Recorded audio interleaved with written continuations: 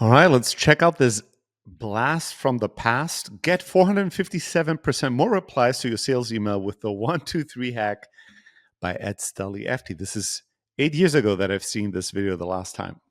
Hey everyone, this is Steli Efti with Closeout, and in today's video, I'm going to give you a super quick and very simple hack to dramatically increase the response rates of your sales emails. There's many reasons why people don't respond to something, right? A lot of times your call to action might not be clear enough, and I've made a video, we've written about this before, why you should be singular in your focus when it comes to your call to action.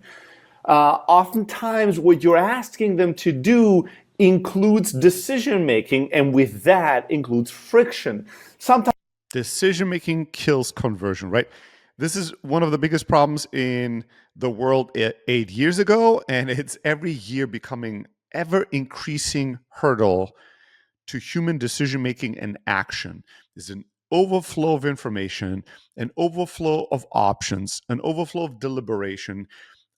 How many of you read emails and then you're wondering, what should I do about this? It's not quite something that you instantly know you hate and you want to delete.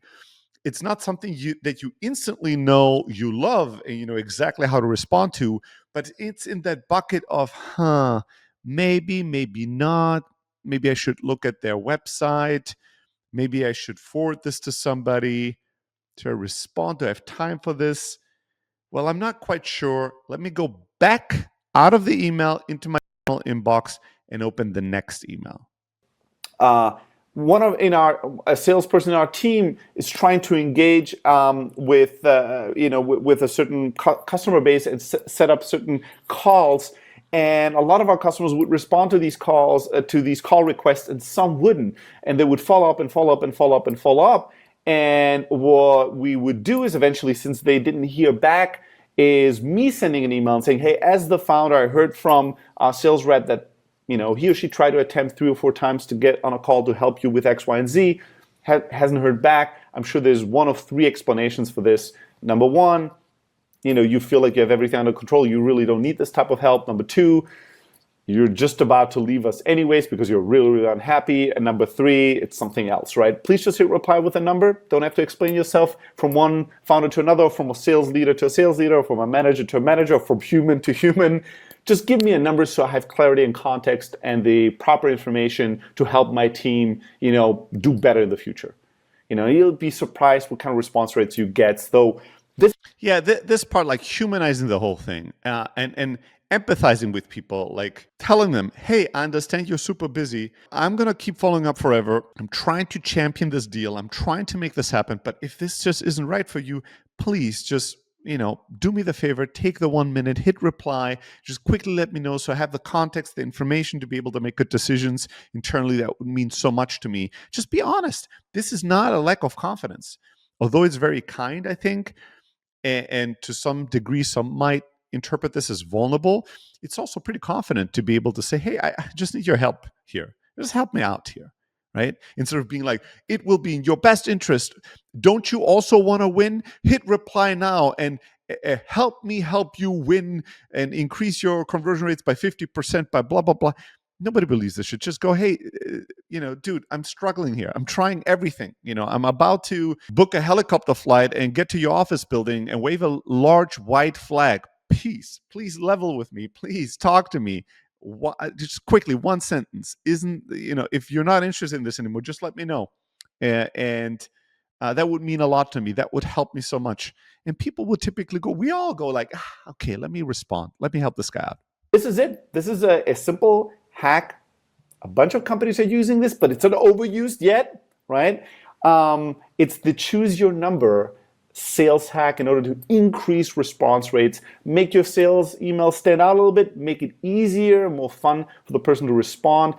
And they can give you a lot of information with just 1 hit of a button, just by picking a number. Because you describe the situation in detail. You can have like a sentence or 2 describing what's going on, and they can just recognize and nod and go, yes, that's it, that's my problem, without having to verbalize and articulate it in writing, which is a lot of work. And with that friction, comes lower response rates. Okay, that's it. I hope that this little video was super useful. Use this carefully, use it wisely. And when you get a bump in your results, when you see success with it, make sure to get in touch with us. You can come. So nobody's using this carefully and wisely if you're in sales. There are people that use this ruthlessly and get great results, but thankfully this is not one of the overused ones. And I think I was pondering as I was watching the video, why is that? Why didn't it get more popular? And I suspect because this needs a little bit more empathy. It requires a little bit of work. The amount of work where you have to even come up with 3 scenarios for the prospect, right? The email template that I taught about, like asking for quick help, right? Um, Even the breakup email. These emails don't need any actual empathy or work from many people's part. You can just copy and paste and change a few words, and boom, you got your email in your outbound sequence. But this, you would actually have to work and think about what could be the 3 scenarios my prospect is in to even offer that up. And that's too much work. Even the slightest bit of friction will drastically decrease adoption, which is your opportunity, right? Like, what did Jeff Bezos say? Your margin is my opportunity. Friction in the sales process is my opportunity. The hard work that it takes to be exceptional in sales that nobody wants to do, that's my opportunity. I'm going to choose to do the little bit of work, the little bit of thinking, the little bit of empathy that 99.999% in this space will just simply not be willing to do. That's how you stand out. Now, email, isn't it still working? There's so much email out there. There's a ton of email. It's harder and harder every day to stand out in email. But if you do something that's different, if you do something that is truly great, that has true empathy, that makes me read it and makes me feel like you understand me, it will always stand out. Great emails, great blog posts, great videos, great marketing, great products, great anything will always work. It's timeless because great requires hard work. And that will never be in fashion. And that will never be something people will be interested in. All right. So that's my response to that video. I have to say, I look quite cute in this. The lighting was perfect. I missed that studio office in Mountain View. And then I was thinking, is this too much Steli for a single human to consume? It's like Steli Square.